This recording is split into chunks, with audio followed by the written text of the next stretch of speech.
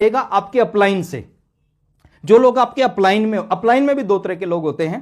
कुछ होते हैं डेड अपलाइन, जो ज्वाइन आपके ऊपर तो हैं बट इस बिजनेस में एक्टिव नहीं है, वो डेड डिस्ट्रीब्यूटर हैं, उनसे आपका संबंध नहीं होना चाहिए। अपलाइन का मतलब होता है दो कैटेगरी, दो खूबियां उसके अंदर, वो एक्टिव और ग्रोइंग होना चाहिए। दो क्राइटेरिया का वो अपलाइन होता है, वो एक्टिव भी होना चाहिए, ग्रोइंग भी होना चाहिए। तो फर्स्ट है आपके अपलाइन।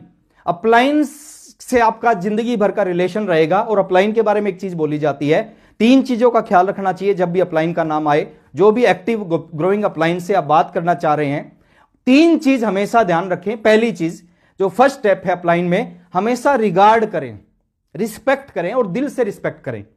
यहां से ना करें, यहां से करें। बहुत सारे लोग यहां से करते हैं, यहां से नहीं करते, है ना। तो मैं कहता हूं यहां से उस अपलाइन का कोई ना कोई रोल उसका जरूर है आपके बिजनेस में। और एक चीज बोली जाती है, इस बिजनेस में बड़ी कामयाबी आपको अपलाइन की वजह से, 90% जो आपका बिजनेस चलेगा वो अपलाइन की वजह से चलेगा। 10% बिजनेस आपका अपनी वजह से और डाउनलाइन की वजह से चल सकता है। तो अपलाइन का रिस्पेक्ट करें, आप उनकी बातों को फॉलो करें, जो भी आपको गाइड करें। देखिए, कोई भी अच्छा अपलाइन है आपको कभी गलत गाइड कर ही नहीं सकता। आपके हित में उसका हित जुड़ा हुआ है। आपका भला होगा उसका भला होगा, आपका बुरा होगा उसका बुरा होगा। तो कोई भी अच्छा अपलाइन आपका कभी बुरा नहीं चाहेगा। आप अपलाइन की बातों को फॉलो करें, मौका मिले काउंसलिंग का, काउंसलिंग कराएं। और सबसे बड़ी जो चीज मैं आपको बताने जा रहा हूं अपलाइन को लेके, कोई भी चीज अपलाइन से कभी मत छुपाएं। हर चीज अपलाइन के सामने आप डिस्कस करें। आपका वर्किंग का तरीका क्या है, आपकी सोच क्या है, आप कितना टाइम इस बिजनेस में देते हैं, आप क्या अचीव करना चाहते हैं। कहते हैं डॉक्टर से, वकील से और अपलाइन से कभी कुछ नहीं छुपाना चाहिए। तो अपलाइन से आपको कभी कुछ नहीं छुपाना चाहिए, क्योंकि अपलाइन एक ऐसा व्यक्ति होता है जो आपको इस बिजनेस में वहां पहुंचा सकता है जहां पे इस बिजनेस में आप पहुंचना चाहते हैं। तो अपलाइन के साथ आपका रिलेशन बहुत अच्छा होना चाहिए। सेकंड होता है आपकी डाउनलाइन। डाउनलाइन जो लोग आपके नीचे हैं, वहां पे आपको एक छोटा सा काम करना चाहिए। डाउनलाइन के साथ भी आपका रिलेशन बहुत अच्छा होना चाहिए। आप उनके लिए सोचें, उनके लिए मेहनत करें, उनके लिए प्लानिंग करें, उनकी हेल्प करें, उनको सिखाएं इस बिजनेस को। और आप कॉमन सेंस का यूज करके जो चीजें उनको बताने की होती है वो चीज अपनी डाउनलाइन के साथ आपको शेयर करनी चाहिए। जैसे फादर और बच्चे का, चाइल्ड एंड फादर का जो रिश्ता होता है, वही इस बिजनेस में, इस इंडस्ट्री में अपलाइन और डाउनलाइन का रिश्ता होता है।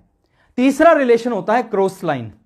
अब कुछ लोग सोचते हैं कि ऊपर वाले भी आ गए, नीचे वाले भी आ गए, ये क्रॉस लाइन कौन है?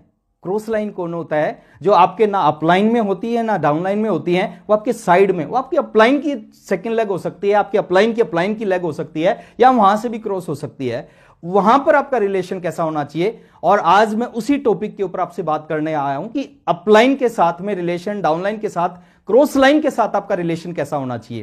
देखिए, क्रॉस लाइन क्या होती है? क्रॉस लाइन आपकी हेल्प लाइन होती है। वहां पे एक लाइन होती है जिसको हमें क्रॉस नहीं करना, कभी भी उसको क्रॉस नहीं करना होता, क्योंकि अगर उस लाइन को क्रॉस करेंगे उसका नुकसान हमें भुगतना पड़ेगा। रेड लाइट को जंप करने से चालान आएगा, ये नियम है सर, ये रूल है, इस रूल को आप नहीं ब्रेक कर सकते। ऐसे ही क्रॉस लाइन का रूल है, नियम है कि आप क्रॉस लाइन के साथ एक संबंध होने चाहिए, पॉजिटिव संबंध होने चाहिए।